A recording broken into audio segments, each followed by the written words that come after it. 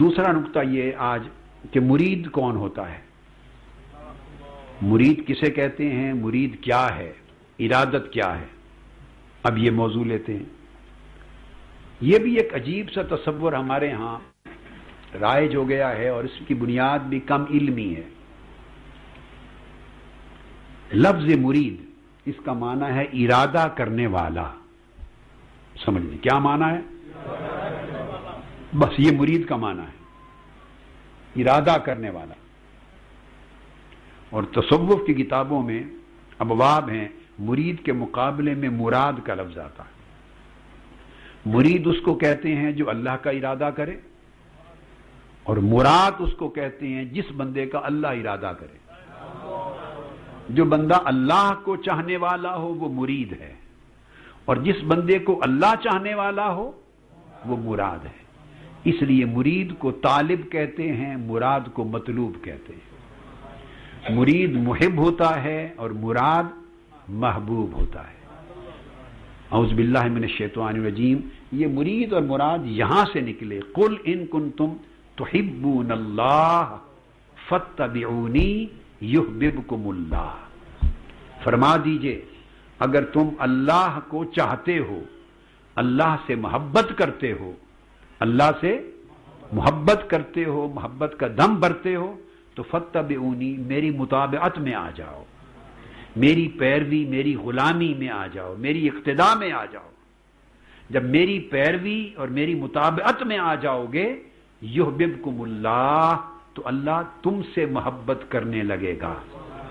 تو ان کنتم تحبون اللہ میں مرید کا معنی ہے اگر تم اللہ سے محبت کرو، یعنی اللہ کے مرید بننا چاہتے ہو، تو پھر حضور کی غلامی میں آ جاؤ.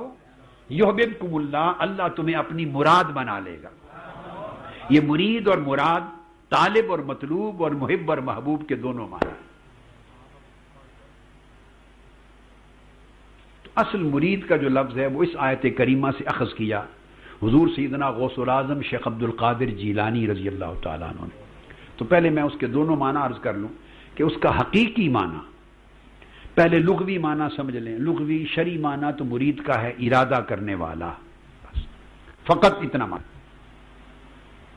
اب آپ تصور کرتے ہیں کہ مرید ہونا بڑا ضروری ہے. ضروری ہے تو مرید کا معنی ہے جو ارادہ کرے. اب کس کا ارادہ کرے؟ یہاں دو معنی ہے، ایک معنی حقیقی اور ایک معنی مجازی. ایک اس کا اطلاق حقیقی معنی میں ہے اور ایک اطلاق مجازی معنی میں. اس کا حقیقی اطلاق یہ ہے کہ مرید اسے کہتے ہیں جو صرف مولا کا ارادہ کرے،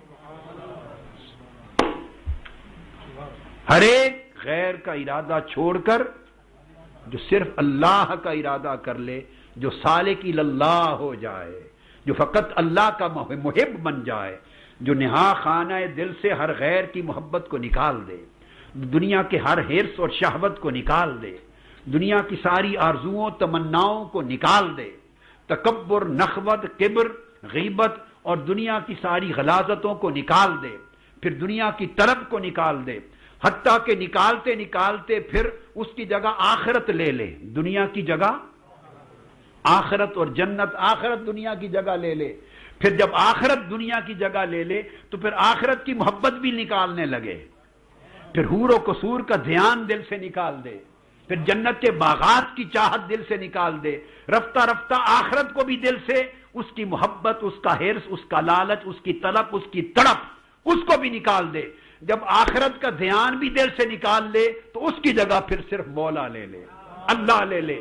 جب بندہ اپنے ارادے سے ہر ایک کے خیال کو نکالتا نکالتا دہلیز خدا پہ پہنچتا ہے اور فقط اللہ کا ارادہ رہ جاتا ہے اور ما سوی اللہ کا مٹ جاتا ہے، اس کو مرید کہتے ہیں، اس کو اللہ کا مرید کہتے ہیں. یہ اس کا حقیقی معنی ہے. یہ کیا ہے؟ حقیقی معنی. تو مرید تو حقیقت میں اللہ کا ہوتا ہے، مرید حقیقت میں اللہ کا ہوتا ہے. اب اس کا ایک مجازی اطلاق ہے. عرف عام میں مجازن مشائخ کے جو مریدین ہیں شاگرد ان کو بھی مرید کہتے ہیں۔ پوچھا جاتا ہے آپ کس کے مرید ہیں، تو آپ اپنے شیخ کا نام لیں گے، فلاں کا مرید ہوں۔ تو گویا مجازن شیخ کے شاگردوں پر بھی لفظ مرید کا اطلاق ہوتا ہے۔ آپ سمجھ گئے؟ یہ اطلاق مجازی ہے، یہ اطلاق حقیقی نہیں ہے۔ کیوں اطلاق ہوتا ہے؟ کسی شیخ، کسی پیر کامل کے تلامذہ پر، مریدوں پر، شاگردوں پر، ان کو جو مرید کا لفظ ان پر بولا جاتا ہے، کیوں؟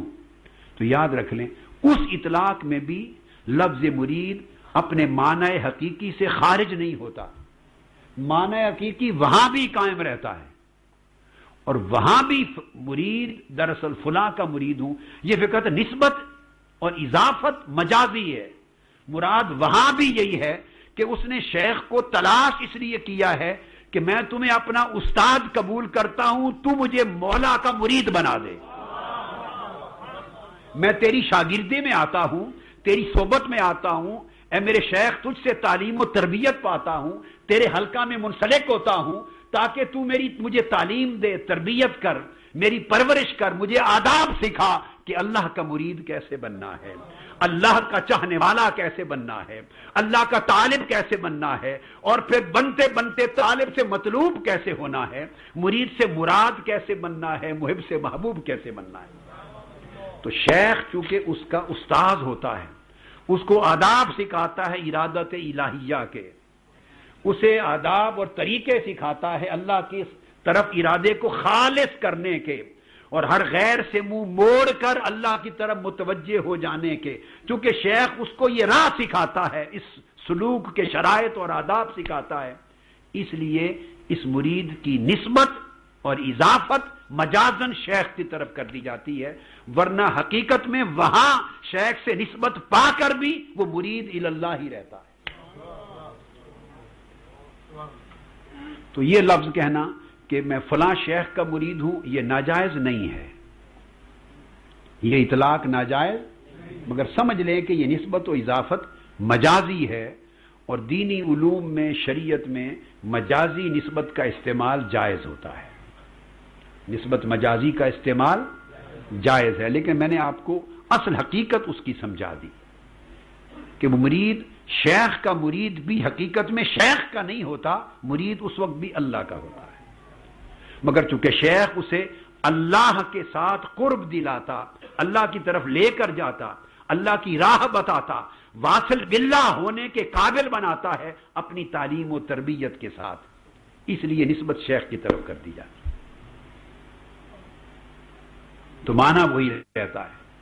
اب یہ جو میں نے معنی بیان کیا کہ آپ کو یہ خیال نہ آئے کہ شاید میں نے صوفیاء اور بزرگوں کی کسی تعلیم سے اور اولیاء اللہ اور تصوف کی تعلیم سے معاذ اللہ انحراف کیا، نہیں، میں تو عین حقائق تصوف کو اجاگر کر رہا ہوں جو اوجھل ہو گئے ہیں، جن پر گرد پڑ گئی ہے۔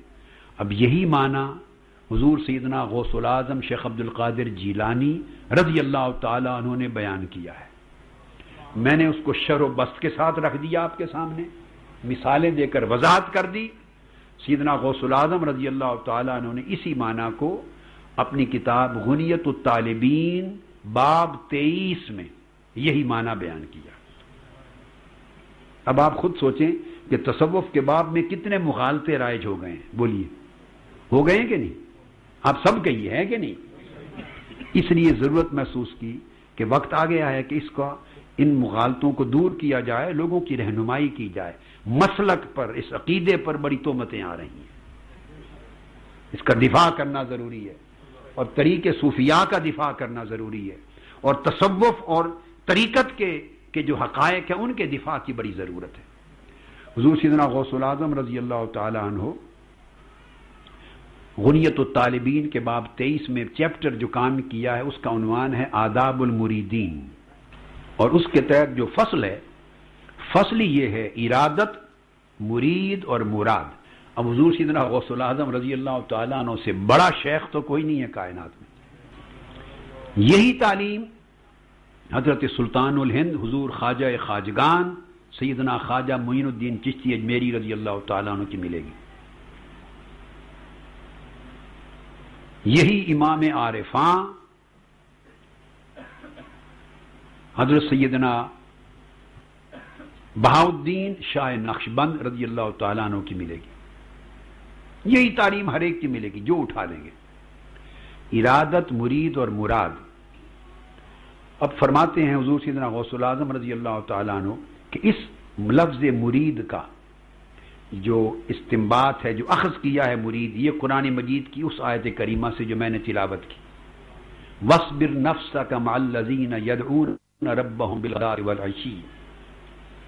اپنی جان کو ان لوگوں کی صحبت میں، ان لوگوں کی معیت میں جما کے رکھو جو صبح و شام اللہ کی یاد میں رہتے ہیں. یریدون وجہہ، اور اللہ کی رضا کا ارادہ رکھتے ہیں. یریدون وجہہ سے حضور سیدنا غوث الاعظم شیخ عبد القادر جیلانی رضی اللہ تعالیٰ عنہ نے لفظ مرید کو اخذ کیا ہے. یریدون وجہہ سے ارادہ اور مرید کو یہاں سے نکالا ہے.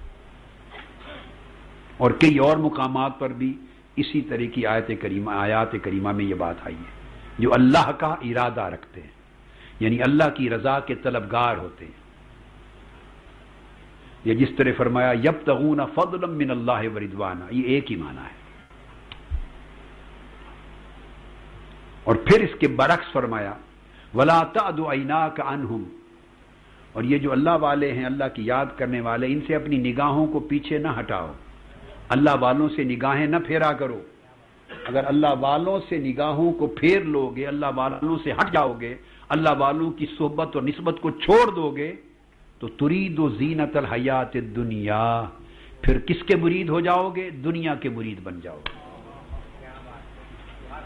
پھر تم حیات دنیاوی کی جو زینتیں ہیں ان کا ارادہ کرنے لگو گے.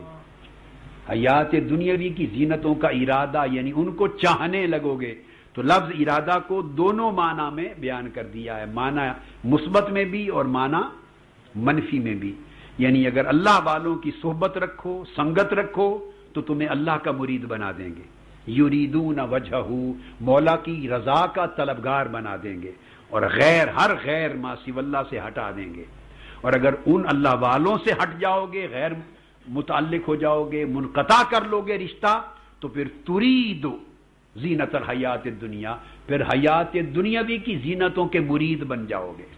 تو دیکھو اس آیت نے بتایا یہ بندہ مرید مولا ہوتا ہے یا مرید دنیا ہوتا ہے. یہ بندہ مرید مولا ہے یا مرید، درمیان میں کوئی اور جگہ نہیں جس کا مرید ہو.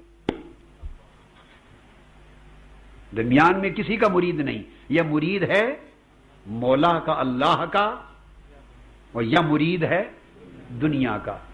تو شیخ کا مرید اس لیے کہلاتا ہے کہ شیخ اسے دنیا کی مریدی سے نکال کر مولا کی مریدی کی طرف لے جاتا ہے. وہ شیخ ہوگا جو بندے کو دنیا کی مریدی سے نکالے اور مولا کی مریدی کی طرف لے جائے. جو مولا کی طرف سفر پہ گامزن کرے وہ شیخ ہے. اور اگر کوئی اس طرح کی کسی کو ارادت دے کہ اس کا سفر دنیا سے شروع ہو اور اس شیخ پر آ کے ختم ہو جائے، یعنی شیخ ہی اینڈ آف دا سٹوری بن جائے گا، اینڈ آف دا سٹوری، تو اس کا مطلب ہے وہ دنیا میں ہی رہا. ارادت تو تھی یریدون وجہ، کہ شیخ تو استاد تھا، شیخ تو وسیلہ تھا. کیا تھا؟ جیسے قرآن مجید میں ارشاد فرمایا گیا کہ اللہ پاک نے ارشاد حکم فرمایا یا ایھا الذین آمنوا اتقوا اللہ وابتغوا الیہ الوسیلۃ وجاہدوا فی سبیلہ لعلکم تفلحون. اے ایمان والو اللہ کا تقوی اختیار کرو، وابتغوا الیہ الوسیلہ، اور اللہ تک پہنچنے کے لیے وسیلہ تلاش کرو. تو پہنچنا کہاں ہے؟ بولیے، اونچا کہیے. اب آنکھیں بند کریں اور دل میں ذوق اور کیفیت عشقی کے ساتھ کہیے پہنچنا کہاں ہے؟ چاہنا کسے ہے؟ پانا کسے ہے؟ تلاش کس کی ہے؟ کس کی تلاش میں مارا مارا پھرنا ہے؟ سب کو چھوڑ کر کسے پانا ہے؟ کدھر جانا ہے؟ کس کے دہلیز پر جانا ہے، کس کا دروازہ کھٹکھٹانا ہے؟ اللہ یریدون وجہہ، فرمایا وابتغوا